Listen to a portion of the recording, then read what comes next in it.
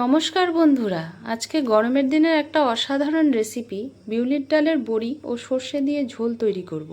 এর জন্য বিউলির ডালের বড়ি নিয়ে নিয়েছি, ছোট আলু 2 টুকরো করে কেটে নিয়েছি, 2 টিস্পুন সর্ষে, 2টো লঙ্কা ও অল্প নুন দিয়ে বেটে নিয়েছি, একটা বড় সাইজের টমেটো গ্রেট করে নিয়েছি। কড়াইতে প্রয়োজন মতো সর্ষের তেল দিয়ে দিলাম। তেলটা গরম হয়ে গেলে দিয়ে দিলাম বিউলির ডালের বড়ি।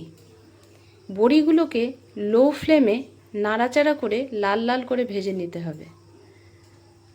বড়িগুলো ভাজা হয়ে গেছে, এবার নামিয়ে নিচ্ছি। কড়াইয়ের বেঁচে থাকা তেলে এবার দিয়ে দেব আলুগুলো। যোগ করে দিলাম সামান্য হলুদ গুঁড়ো ও হাফ টিস্পুন নুন।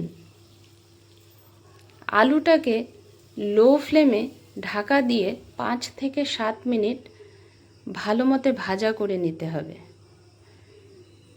আমি ঢাকা খুলে 2-3 বার ভালো মতো নাড়াচাড়া করে দিয়েছিলাম। দেখতেই পাচ্ছেন আলুগুলো লাল লাল হয়ে গেছে, এবার নামিয়ে নিচ্ছি। কড়াইতে আবার প্রয়োজন মতো সর্ষের তেল দিয়ে দিলাম। ফোড়নে দিয়ে দেব শুকনো লঙ্কা, সামান্য গোটা জিরে,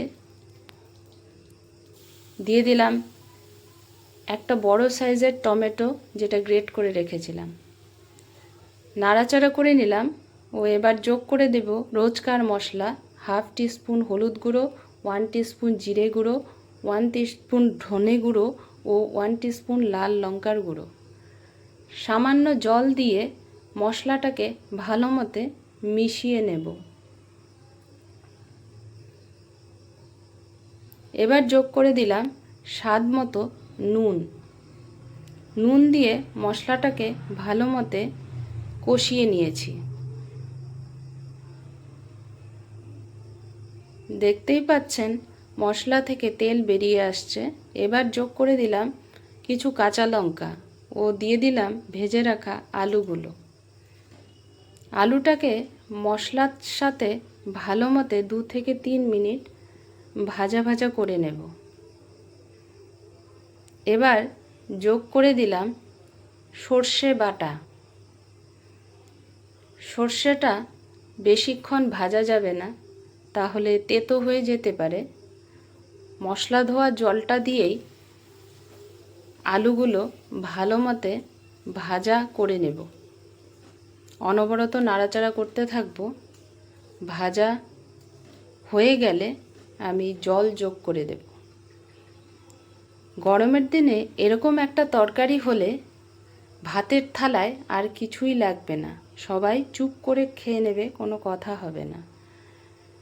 ঝোলটা ফুটতে থাকলে যোগ করে দিলাম ডালের বড়িগুলো।